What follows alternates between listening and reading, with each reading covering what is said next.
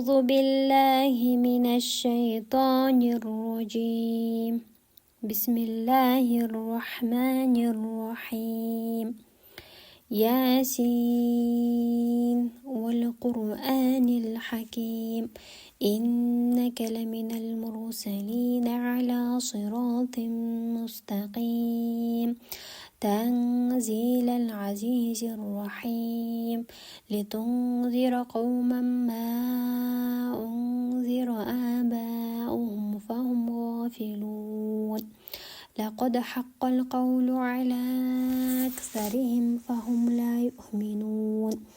إنا جعلنا في أعناقهم أغلالا فهي إلى الأذقان فهم مقمحون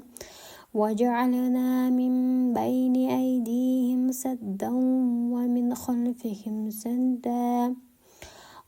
خلفهم سدا فأغشيناهم فهم لا يبصرون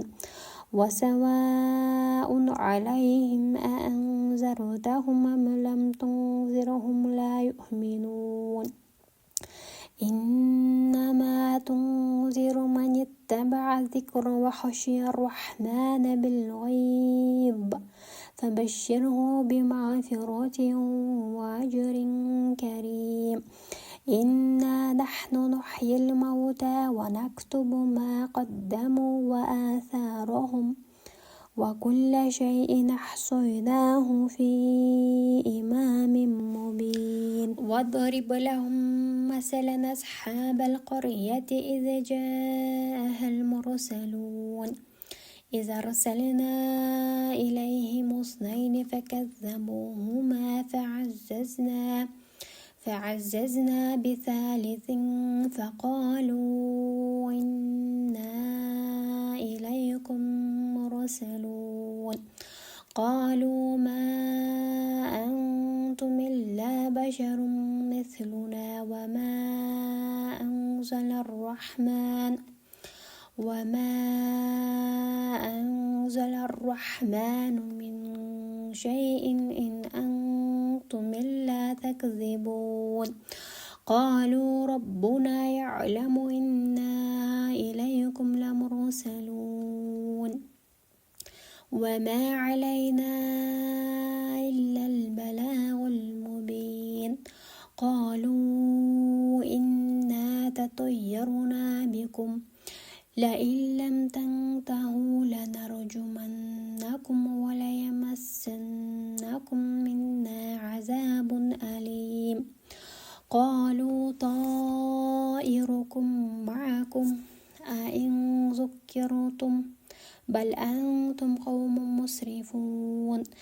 وجاء من أقصى المدينة رجل يسعى قال يا قوم اتبعوا من لا يسألكم أجرا وهم مهتدون وما لي لا أعبد الذي فطرني وإليه ترجعون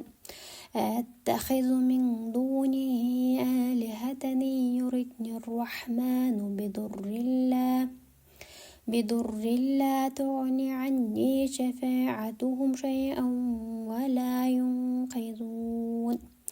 إني إذا لفي ضلال مبين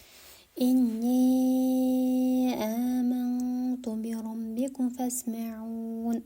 قيل ادخل الجنة قال يا ليت قومي يعلمون بما غفر لي ربي وجعلني من المكرمين وما أنزلنا على قومه من بعده من جند من السماء وما كنا منزلين إن كانت إلا صيحة واحدة فإذا هم خامدون يا حسرة على العباد ما يأتيهم من رسول إلا كانوا به يستهزئون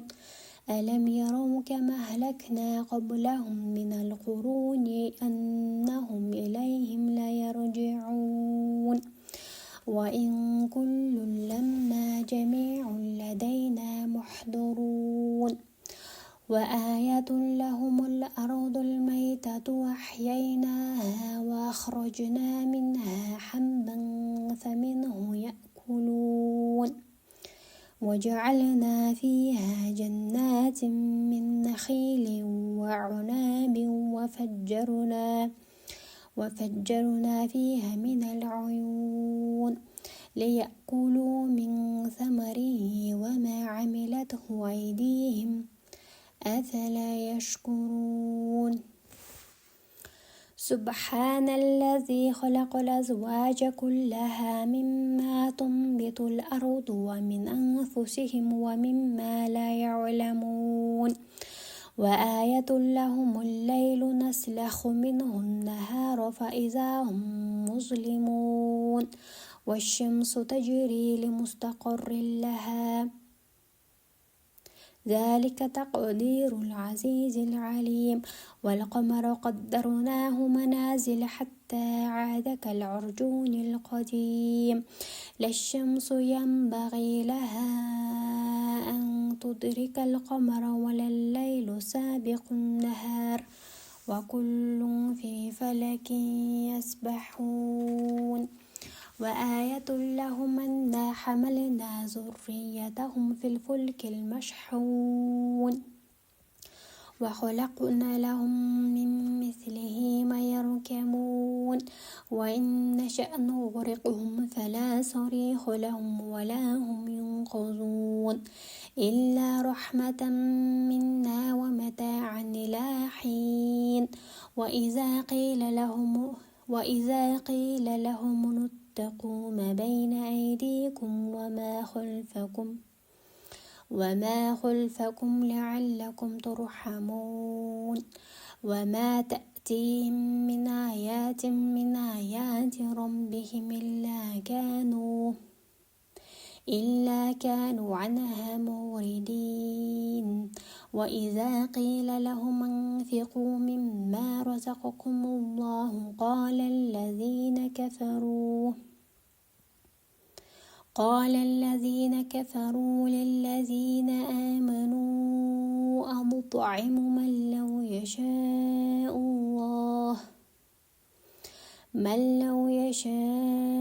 الله أطعمه إن أنتم إلا في ضلال مبين ويقولون متى هذا الوعد إن كنتم صادقين ما ينظرون إلا صيحة واحدة تأخذهم وهم يخصمون فلا يستطيعون توصية ولا إلى أهلهم يرجعون ونفخ في الصور فإذا هم من الأجداث إلى ربهم ينسلون قالوا يا ويلنا من بعثنا من مرقدنا هذا موعد الرحمن وصدق المرسلون إن كانت إلا صيحة واحدة فإذا هم جميع لدينا محضرون فاليوم لا تظلم نفس شيئا ولا تجزون إلا ما كنتم تعملون إن أصحاب الجنة اليوم في شغل فاكهون هم وأزواجهم في ظلال على الأرائك متكئون لهم فيها فاكهة ولهم ما يدعون سلام قولا من رب رحيم وامتازوا اليوم أيها المجرمون ألم أعهد إليكم يا بني آدم ألا تعبدوا الشيطان إنه لكم عدو مبين وأن يعبدون هذا صراط مستقيم ولقد أضل منكم جبلا كثيرا أفلم تكونوا تعقلون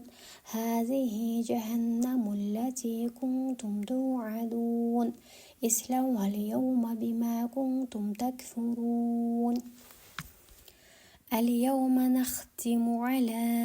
أفواههم وتكلمنا أيديهم وتشهد أرجلهم بما كانوا يكسبون ولو نشاء لطمسنا على أعينهم فاستبقوا الصراط فأنى يبصرون ولو نشاء لمسخناهم على مكانتهم فما